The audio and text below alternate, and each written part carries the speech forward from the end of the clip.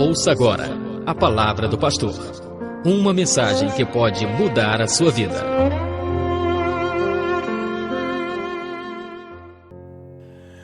Vamos lá, 1 João capítulo 5. Como ter certeza que você é um eleito neste mundo tenebroso? Eu gostaria que o irmão abrisse sua Bíblia em 1 João capítulo 5, versículo 18. Sabemos que todo aquele que é nascido de Deus não vive em pecado. Antes, aquele que nasceu de Deus o guarda, e o maligno não lhe toca. Um versículo com verdades, com revelações fortíssimas. Meus queridos irmãos, querida igreja do Senhor, a eleição dos filhos de Deus é uma das mais preciosas doutrinas da graça de Cristo. Agostinho, o teólogo, chamado pelos católicos de Santo Agostinho, dizia assim a respeito desta bênção do Evangelho: o homem não se converte porque deseja, mas deseja converter-se porque a eleição assim dispôs. Há um vazio dentro do homem, do tamanho de Deus, e nada que ele coloque preenche. Então há uma busca dentro dele, uma insatisfação, e enquanto essa insatisfação falar alto, será uma oportunidade tremenda para o homem buscar a Deus. Sempre que há um afastamento em qualquer medida da doutrina da eleição, meus irmãos, esse tal afastamento sempre acarreta a introdução de alguma obrigação da parte do homem em dar uma contribuição para a sua própria salvação. Contribuição essa ele não consegue prestar, o homem e a mulher. E ainda que preste, se cansará e não serve para nada. A eleição divina, meus irmãos, é a primeira evidência da salvação de um pecador. Mas como o salvo pode ter a evidência de sua eleição? Como eu posso saber e dizer que sou um eleito, sem medo de errar e sem qualquer vanglória pessoal, não é? Como é que você diz que é salvo? Você é muito orgulhoso. As pessoas pensam assim, fazem essa leitura equivocada. Vamos olhar algumas comprovações, vamos perceber aqui algumas colocações que vai provocar o irmão a refletir e também a construir sua própria convicção. Primeiro, eu e você fui alcançado pela palavra de Deus. A Bíblia diz que a fé verdadeira vem pelo ouvir e ouvir a palavra dele. A fé é, sem dúvida nenhuma, importantíssimo. Só que a fé não pode ser fé na fé, porque mais importante do que a fé é o objeto da fé. Todo mundo tem fé. É impossível, já pregamos aqui, viver sem fé. O mais importante é o objeto da fé. E a Bíblia diz que se eu creio que Jesus Cristo desceu dos altos céus, morreu na cruz e ressuscitou dentre os mortos por minha causa, eu serei salvo. E com a boca hei de confessar que Ele é o Senhor. Em primeiro lugar, eu fui alcançado pela palavra de Deus. Ora, disse o Senhor a Abraão: em Gênesis capítulo 12, versículo 1, que ele foi chamado por Deus, eleito por Deus. Ele era um pecador incrédulo, estava morto espiritualmente, mas o Senhor falou com ele, o Senhor falou à sua mente, e sem o contato com a palavra de Deus, não há salvação. Não há. É preciso Deus revelar-se. É preciso Deus falar com você. É preciso Deus operar na sua vida. Não há novo nascimento sem a participação absoluta e total daquele que provoca a eleição e o novo nascimento. A palavra de Deus é o start da salvação operada antes da fundação do mundo. Não há salvação sem a operação da palavra de Deus. A caridade não salva. Pela graça sois salvos mediante a fé. E isso não vem de vós, é dom de Deus. Não há como.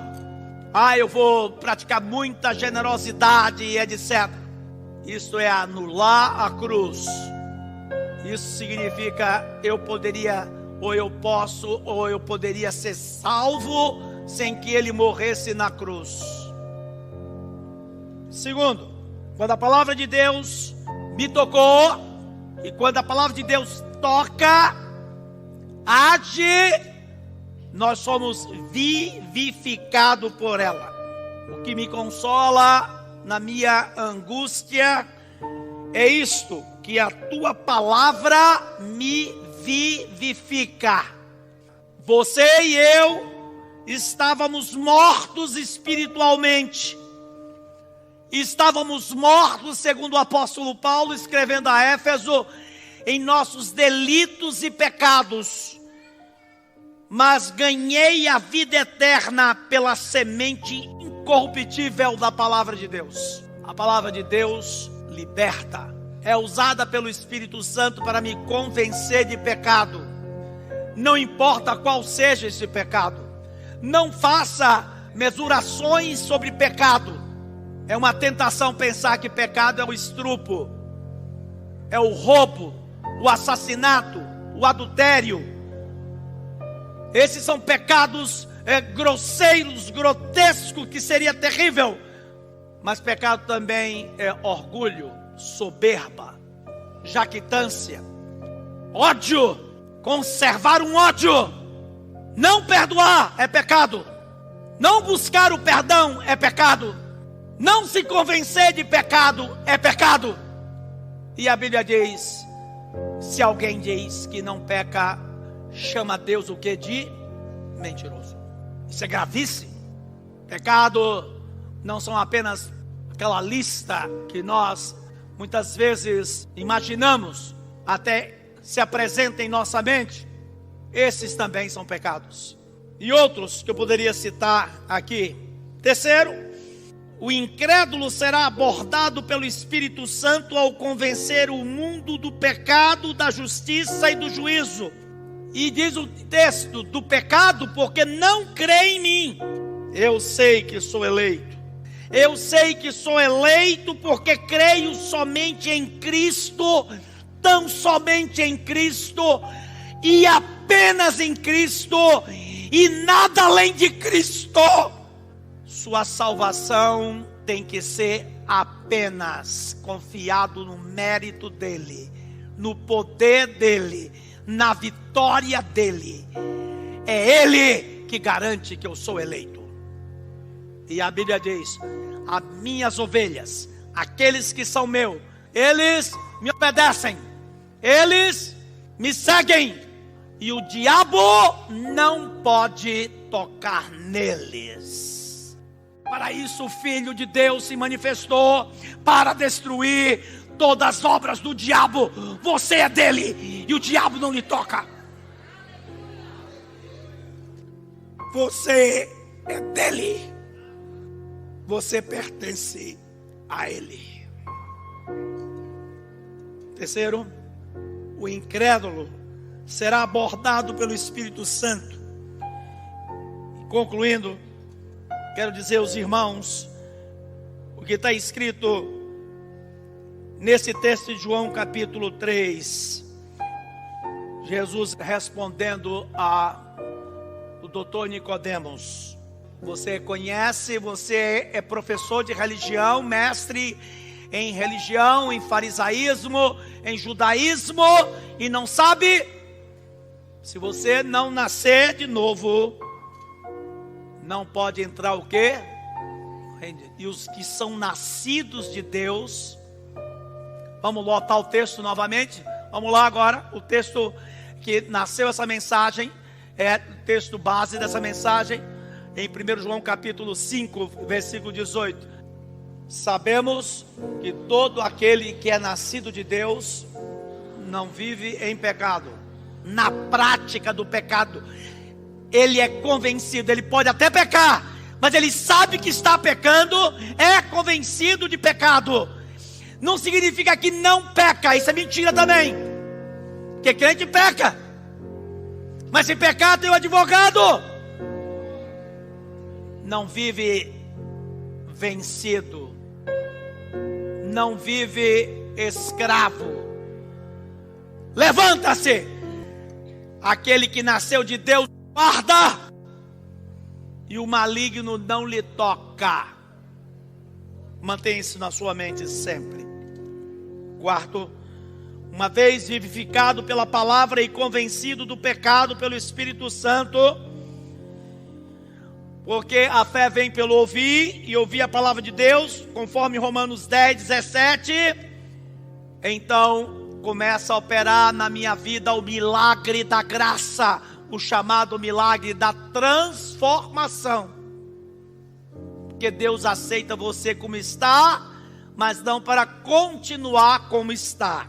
Quinto, concomitantemente com a fé, veio a condição espiritual de poder e Deus operar em mim alguma coisa que é preciso acontecer, que é o arrependimento de minha autoconfiança e da minha insubmissão e da minha altivez e do meu orgulho. O evangelista americano Moody, um dos maiores pregadores que o mundo já viu, Moody disse que o arrependimento é a lágrima nos olhos da fé.